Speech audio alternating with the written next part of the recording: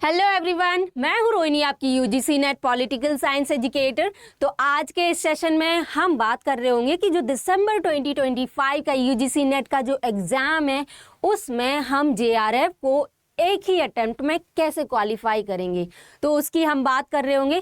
तो हमारे पास जो टाइम है वो बचता है 60 दिन, मोटा मोटी जो हमारे पास 2 महीने बचते हैं। अब इन 2 महीनों में हमें कैसे टाइम को मैनेज करना है, क्या स्ट्रैटेजी होनी चाहिए, उसकी हम बात करने वाले हैं। तो अगर हम बात करें हमारे पेपर की पैटर्न की, तो पेपर 1 में 50 क्वेश्चंस आते हैं और पेपर 2 में 100 क्वेश्चंस आते हैं और हर एक क्वेश्चन 2 नंबर का होता है। अगर टाइम ड्यूरेशन की बात करें तो 3 घंटे हमें मिलते हैं और जो हमारा एग्ज़ाम है वो सीबीटी मोड में होता है। एक ही सिटिंग में हमें सारे क्वेश्चंस अटेम्प्ट करने होते हैं। तो हमें पेपर 1 और पेपर 2 इन दोनों का पैटर्न देख के हमें लगता है कि जो पेपर 2 है वो बहुत ज़्यादा वास्ट है और पेपर 1 में थोड़ा ही टाइम लगेगा, उसे हम जल्दी कवर कर लेंगे। लेकिन ये जो हमारी अप्रोच है वो ठीक नहीं है। क्यों ठीक नहीं है? क्योंकि जो पेपर 2 है उसको हम पहले ऑलरेडी पढ़ चुके हैं। कब हमने पढ़ा? हमारी जब मास्टर्स हो रही होती है तो हमने उसको पढ़ा होता है। कुछ कंसेप्ट हमें वहाँ से ऑलरेडी पता होते हैं। लेकिन जो पेपर 1 है वो डिफरेंट होता है पूरी तरीके से, क्योंकि हमारा बैकग्राउंड मोस्टली हम लोगों का जो पॉलिटिकल साइंस है उनका बैकग्राउंड मैथमेटिकल नहीं होता है जनरली। तो इसलिए हमें पेपर 1 में थोड़ी ज़्यादा प्रॉब्लम आती है और पेपर 1 की वजह से हमारा जेआरएफ क्लियर होने से रह जाता है। तो हमें ये ना देखकर कि हमें सिर्फ और सिर्फ पेपर 2 पर काम करना है और पेपर 1 पे हम कर लेंगे, बाद में कर लेंगे, ये ना सोचकर हमें एक बैलेंस्ड अप्रोच अपनानी है। इस तरीके से हमें एक बैलेंस्ड अप्रोच अपनानी है। हमें पेपर 2 के साथ साथ हमें पेपर 1 को भी उतना ही टाइम देना है। पेपर 1 को भी इक्वली टाइम देना है ताकि पेपर 1 और पेपर 2 दोनों को साथ में प्रिपेयर करें। ऐसा नहीं करना है कि मैं पेपर 1 पढ़ने बैठ गया तो मैं पेपर 1 ही ख़त्म कर लूँगा या कर लूँगी, या फिर पेपर 2 पढ़ने बैठ गए तो पेपर 2 ही एक बार में ख़त्म करना है। नहीं, ऐसा नहीं करना। हमें दोनों को एक साथ लेकर एक बैलेंस्ड अप्रोच में लेके चलना है। अब हम पेपर 1 की बात कर लेते हैं कि पेपर 1 में जनरली क्या क्या आता है। तो पेपर 1 में 10 यूनिट्स होती हैं और हर एक यूनिट से 5 क्वेश्चंस आते हैं। हर एक यूनिट से 5 क्वेश्चंस जनरली पूछ लिए जाते हैं। कभी कभार ऐसा भी होता है कि 1-2 क्वेश्चंस किसी यूनिट से ज़्यादा आ जाए, जैसे कि अभी पूछ लिया गया था, मूवी बेस्ड क्वेश्चंस पूछ लिए गए थे। लेकिन हमें ऐसे क्वेश्चंस पर ध्यान कम देना है।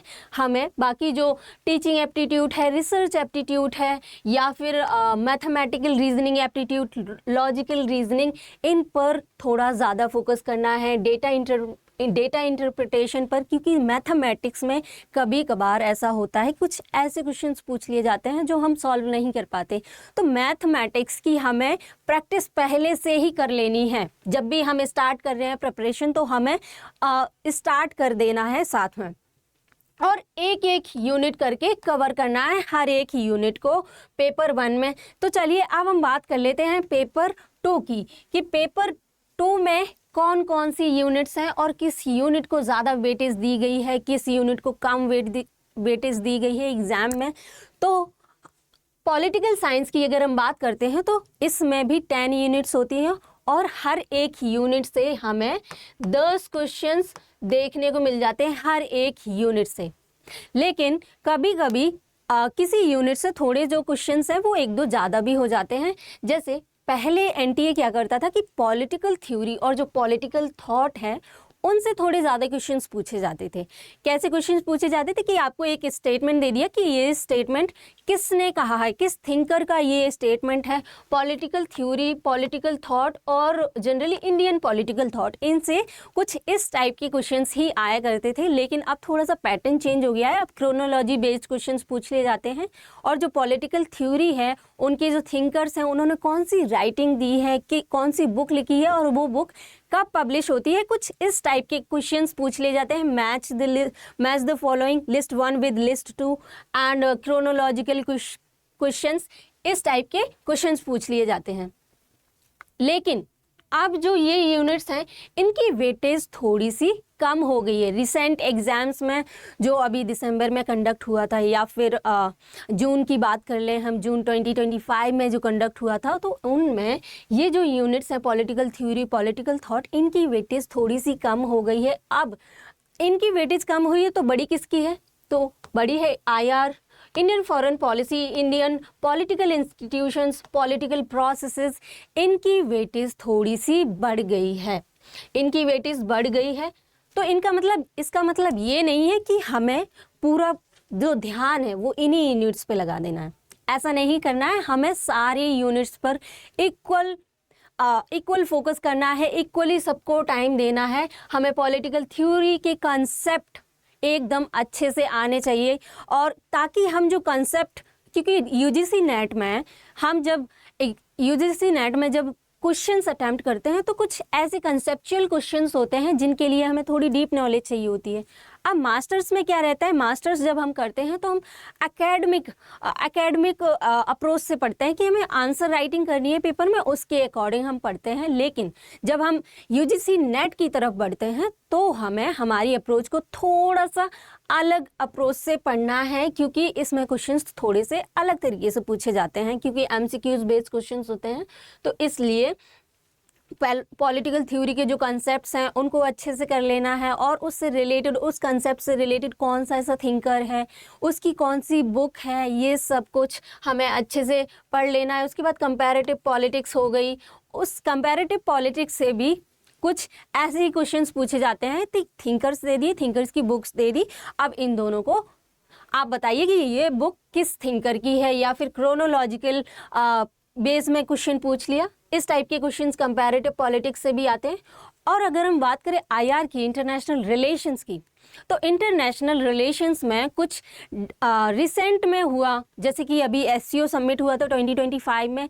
आपसे ये भी पूछ सकता है कि SCO में कितने मेंबर्स हैं, है ना, SCO के फाउंडिंग मेंबर्स कौन से हैं, या फिर SCO कहाँ पर कंडक्ट हुआ। तो कुछ ऐसे क्वेश्चंस भी पूछ लिए जाते हैं। जैसे अभी एक PYQ था कि इंटरनेट जो अमेरिका है उसके जब इलेक्शंस हो रहे थे तो उसके सेक्रेटरी कौन बनने वाले हैं, तो मार्को रूबियो उसका आंसर था। तो इस टाइप से जो रिसेंट इवेंट्स होते हैं उन इवेंट से भी क्वेश्चंस ले लिए जाते हैं IR में। तो हमें रिसेंट इवेंट्स को भी कवर कर लेना है इंटरनेशनल रिलेशंस में। इंडियाज़ फॉरेन पॉलिसी में हमें क्या कवर करना है कि हमारे जो नेबर्स हैं उनके साथ कैसा रिलेशन है, और क्या कौन से ऐसे डिस्प्यूट्स हैं, किन रीजंस में हमारे नेबर्स के साथ डिस्प्यूट हो रखे हैं। जैसे अभी नेपाल इम्पॉर्टेंट हो जाता है, नेपाल को कवर करना।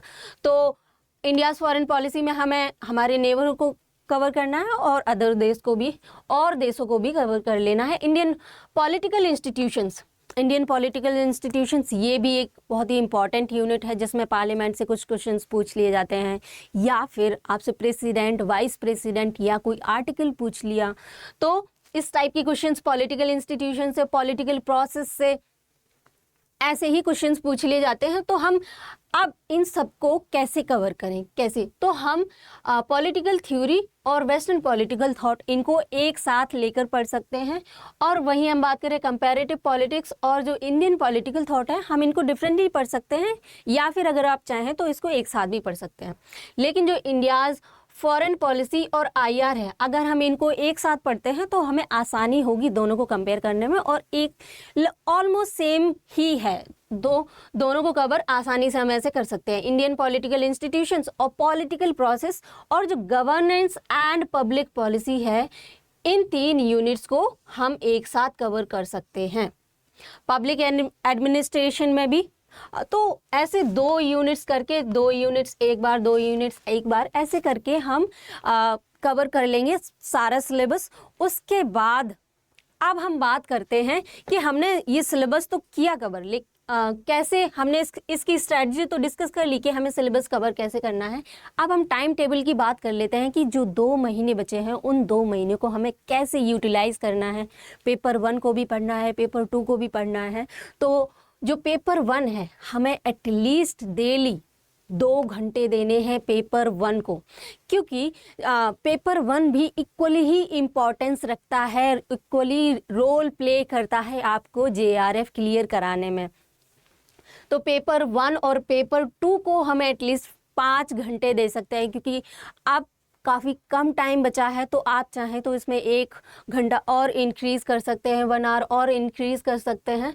तो पेपर 2 में जैसे हम बात कर सकते हैं कि पॉलिटिकल थ्योरी की जो अभी हमने बात की थी, 1-2.5 घंटे में 2 घंटे में हमने पॉलिटिकल थ्योरी कवर कर लिया, तो 2 घंटे में हमने वेस्टर्न पॉलिटिकल थॉट्स को कवर कर लिया। और फिर जो 1 घंटा बचा है उसमें हमने शाम को रिवाइज कर लिया कि हमने पूरे दिन में क्या क्या पढ़ा, पेपर 1 को भी पेपर 2 को भी कंसोलिडेट कर लिया, ताकि हमें याद रहे कि हमने क्या पढ़ा, और उसके नेक्स्ट डे भी हमें सेम अप्रोच फॉलो करनी है, सेम चीज़ को, कि हमें नेक्स्ट डे पहले रिवाइज करना है जो हमने लास्ट डे पढ़ा था, और उसके बाद हमें नए टॉपिक पर जाना है। अगर हम कोई नई यूनिट्स पढ़ना स्टार्ट कर रहे हैं, नया टॉपिक पढ़ना स्टार्ट कर रहे हैं, तो हमें लास्ट वाला रिवाइज करने के बाद ही किसी नए पर आना है। Revision is the most important. Revision बहुत ज़्यादा इम्पॉर्टेंट है, क्योंकि अगर आप कुछ नया पढ़ते जा रहे हो लेकिन रिवाइज नहीं कर रहे हो, तो फिर आपके पढ़ने का कोई फ़ायदा नहीं है, क्योंकि आप भूलते जाओगे चीज़ों को। तो इसलिए जो भी आपने पढ़ा है उसको एटलीस्ट आप शाम को रिवाइज़ करिए, और उसके बाद दूसरे दिन, अगले दिन उसको फिर से रिवाइज़ करिए। तो इस तरीके से हम रिवीजन कर सकते हैं। और अगर आप चाहें तो जैसे आपने आज शाम को रिवाइज़ किया, उसके बाद आपने अगले दिन सुबह रिवाइज़ कर लिया, फिर उसके 2 दिन बाद हम रिवाइज़ कर सकते हैं, और फिर 7 दिन का। तो ऐसे एक साइंटिफिक टेक्निक है जिससे हमें चीज़ें लॉन्ग ड्यूरेशन के लिए याद रह सकती हैं, हमारी मेमोरी में रजिस्टर्ड हो जाती हैं वो चीज़ें। अब स्टडी नोट्स का क्या इम्पोर्टेंस है, तो जब भी हम अगर कोई टॉपिक पढ़ रहे हैं तो उसका हमें शॉर्ट नोट बनाना है। शॉर्ट नोट बहुत ज़्यादा इम्पॉर्टेंट रोल प्ले करते हैं शॉर्ट नोट्स। तो शॉर्ट नोट्स का क्या इम्पोर्टेंस रहता है कि जब भी हमने कोई टॉपिक पढ़ा, अब उसमें जो जो इम्पोर्टेंट चीज़ें हों उनको हमने लिख लिया। अब शॉर्ट नोट्स हमें हेल्प करते हैं, हमारे जो लास्ट टाइम बचता है 10 दिन या फिर 5 दिन मान लीजिए, तो आपको बल्कि नोट्स देख के डर लगेगा कि इतना कुछ है, इसे मैं कैसे कवर करूं। लेकिन जब हमारे पास शॉर्ट नोट्स ऑलरेडी होते हैं, हम पहले से ही शॉर्ट नोट्स बना के चल रहे होते हैं, तो हम कम से कम टाइम में ज़्यादा से ज़्यादा चीज़ें रिवाइज कर सकते हैं। इसलिए शॉर्ट नोट्स बहुत ज़्यादा इम्पॉर्टेंट हो जाते हैं। जब भी आप कोई टॉपिक कवर कर रहे हो तो उसका शॉर्ट नोट ज़रूर से ज़रूर बनाएं। और अब यहाँ बात आती है PYQs की।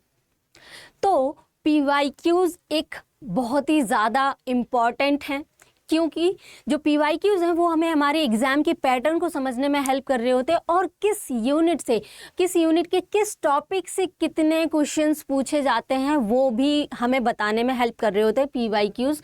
तो PYQs की इम्पॉर्टेंस बहुत ज़्यादा है। किसी भी टॉपिक को स्टार्ट करने से पहले आप ऐसा कर सकते हो कि उसके जो यूनिट है उस यूनिट के PYQs को एक बार गो थ्रू कर लिया, आपने देख लिया कि हाँ इस टाइप के क्वेश्चंस आते हैं और इस टॉपिक से क्वेश्चंस पूछे गए हैं। फिर हमने जब टॉपिक पढ़ लिया तो हमने फिर से PYQs देखे और उनको सॉल्व किया कि हाँ अब मैं उनको सॉल्व कर पा रही हूँ या फिर कर पा रहा हूँ। और वीक के लास्ट में हमें मॉक टेस्ट ज़रूर लगाने हैं। मॉक टेस्ट बहुत ही ज़्यादा इम्पॉर्टेंट होते हैं। मॉक टेस्ट इम्पॉर्टेंट क्यों होते हैं?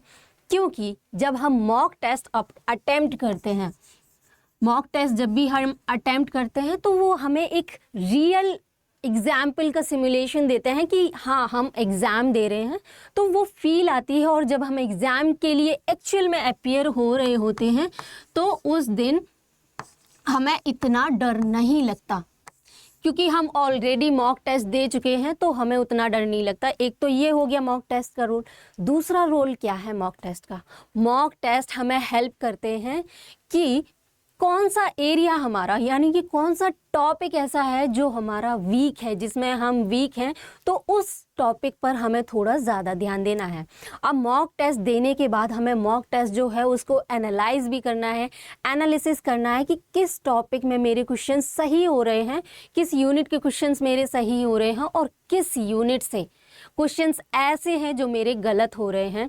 तो जिस टॉपिक या फिर यूनिट से क्वेश्चंस गलत हो रहे हैं, वो क्यों गलत हो रहे हैं उसको आइडेंटिफाई करना है, और उसको आइडेंटिफाई करने के बाद हमें उस टॉपिक को रिवाइज करना है, उस पर थोड़ा ज़्यादा ध्यान देना है, और फिर उस टॉपिक से रिलेटेड फिर से मॉक टेस्ट लगाना है, ताकि हम इंश्योर कर पाएँ कि हाँ अब ये टॉपिक हमें अच्छे से, अब इस टॉपिक पर हमारी अच्छी पकड़ है। तो मॉक टेस्ट इसलिए बहुत ज़्यादा इम्पॉर्टेंट हो जाते हैं। तो हमने PYQs की इम्पॉर्टेंस को डिस्कस कर लिया, मॉक टेस्ट के इम्पॉर्टेंस को भी डिस्कस कर लिया, और हमारा टाइम टेबल क्या होना चाहिए वो भी हमने देख लिया।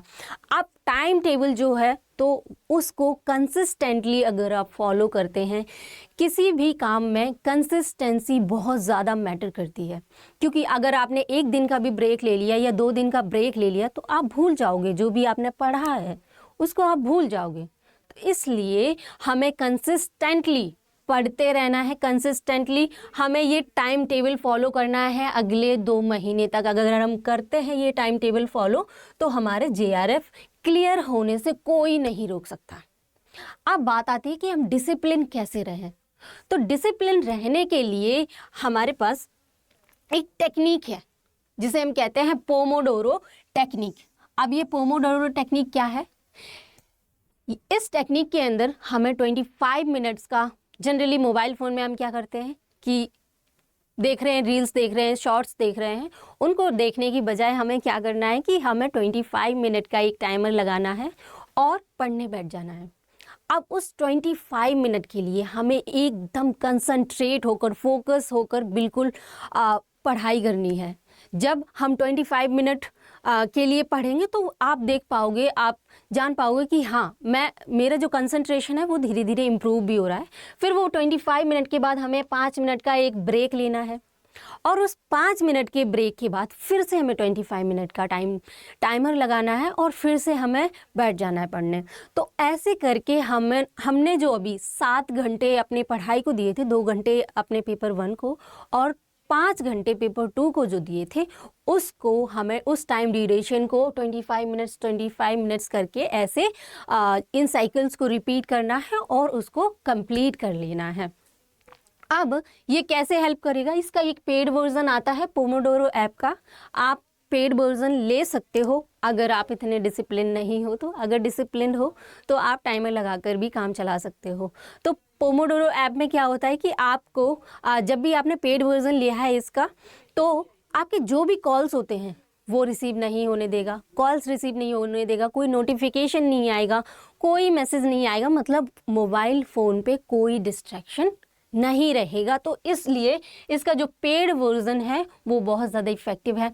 अब एक तो ये पोमोडोरो एप्लीकेशन है, और इसके अलावा एक और ऐप है जिसे हम फॉरेस्ट ऐप कहते हैं। अगर आप प्ले स्टोर पर सर्च करोगे तो वो कुछ इस तरीके का दिखेगा, फॉरेस्ट ऐप। कौन सा ऐप है? फॉरेस्ट।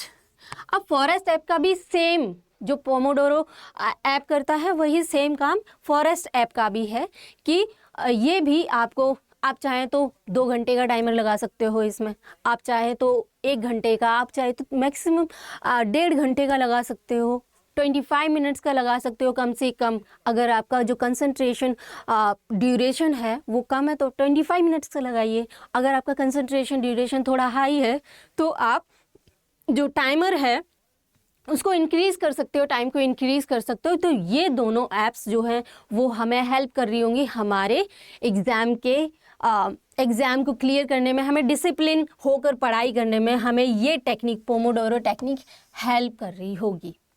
तो ये हमने समझ लिया कि हमें कैसे पेपर 1 और पेपर 2 को दोनों को बैलेंस अप्रोच के साथ पढ़ना है। तो I hope you have like this video. Thank you so much.